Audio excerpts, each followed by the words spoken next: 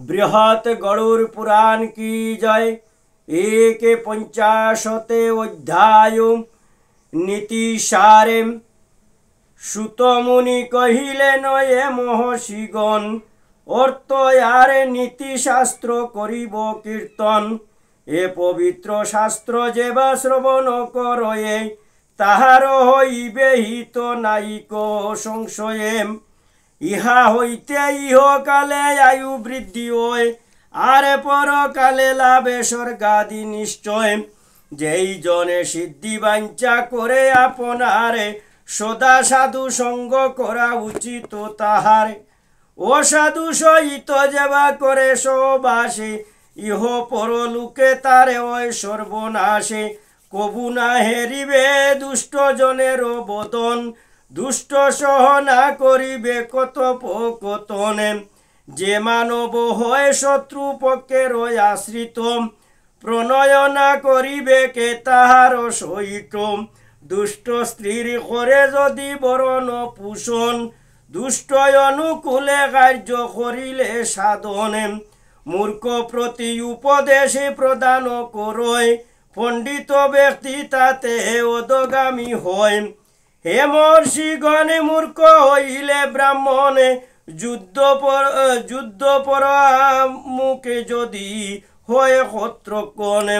বৈশ্য যদি জড় শূদ্র বেদে উচ্চায় রয় দূরে হইতে তাহাদের তেজিবে নিশ্চয়। শত্রু শোনে সিদ্ধি অবিরুদ্ধ মিত্র শোনে সময় বুঝিয়া করিবেন জ্ঞাতি জনে।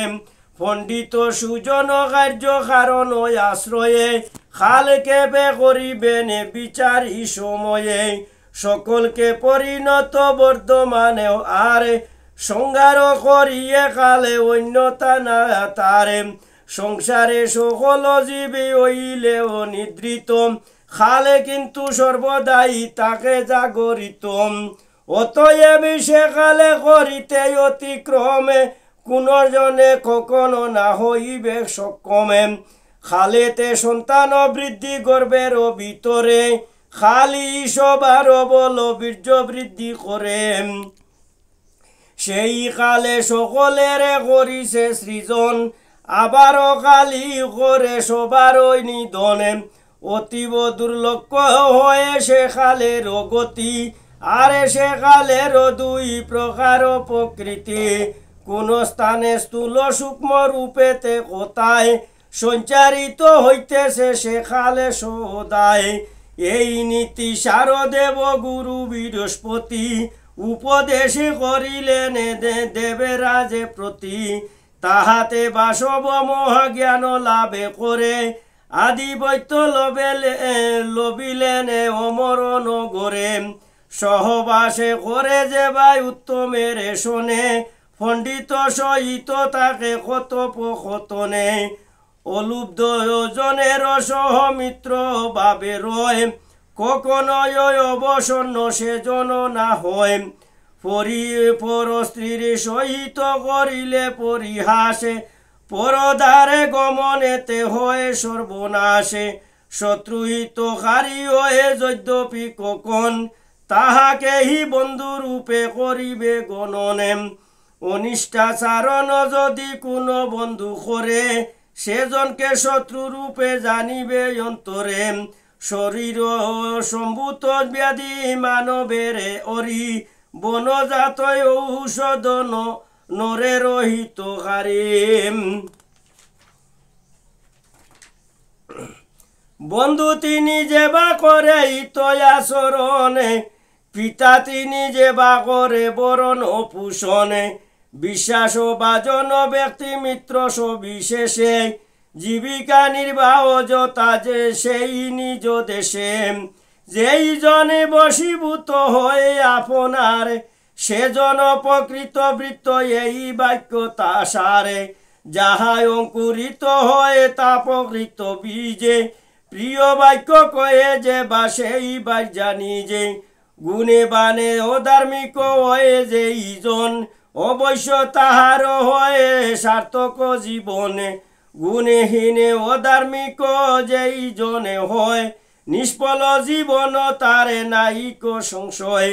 যিনি গৃহক্রমে দশা দক্ষায় প্রিয় বাদিনী নিত্য স্নানে করি রয়ে সুগন্ধশালিনী পতিগত প্রাণা যিনি অনে প্রতিব্রতাম মাঙ্গলিক কর্মে সদা রহেন নিযুক্তাম ঋতু বলে বাঞ্চে যিনি পতি প্রাণায়নী তিনি প্রকৃত বাজ্যায় এই শাস্ত্রবাণী দেবক্রিয়া দিতে অনুরক্তা যে রমণী নিশ্চয় হবে ন সর্ব সৌভাগ্য বদনী যাহার রমণী ধরে এই গুণ সবে তিনি দেবতাপতি না হয় মানবে কসমলা কলহা প্রিয়া বিরূপকা পক্ষী আরে সকল কথায় দেনে উত্তর সবারে পুরুষ গণের জরাজে নারী এমন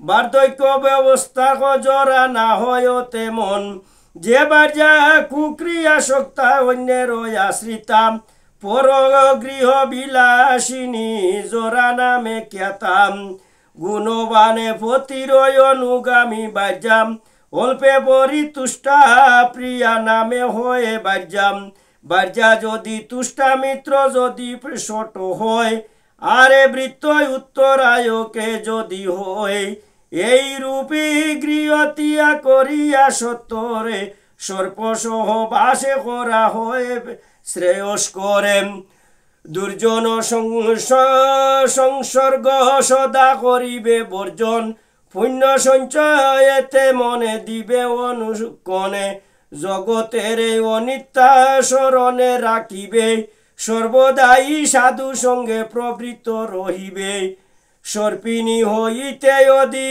বিষণা যে নারী ব্যাকুলায় ব্যাগেরীর সদৃশা ভয়ঙ্করী মুখ সদা ক্রুত বরে উগ্রয় করলাম খাক জিব্বা রুদ্র রূপা বিরক্তায় চঞ্চলাম অগ্নিবতে উগ্রাকৃতি হয় যে রমণী সদা অন্য মনাব পরব ভবনগামী অভ্রান্ত হৃদয়া যে রমণী নিশ্চয় পণ্ডিতেরা তাহাদের না করিবে আশ্রয় ইতি 51 অধ্যায় পার্ট 1 সমাপ্ত। কি জয়।